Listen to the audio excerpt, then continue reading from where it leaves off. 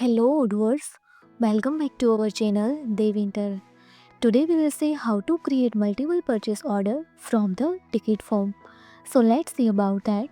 You can see here a module Dev Purchase Help Desk. First install this module, so click on this activate button. Now our module is installable. First go to settings, go to users and see here these options for create purchase order.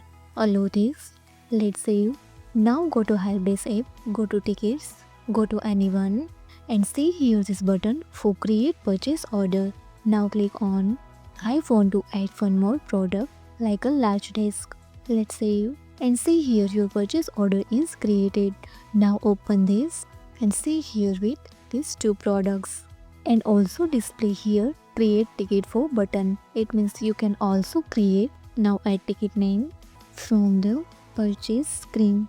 Add here type, category, subcategory, set closing date, set priority and text is urgent. Let's save. So see here your ticket is created. View 4 click on and see here created tickets with all details. If you found this helpful, do it like, share and subscribe.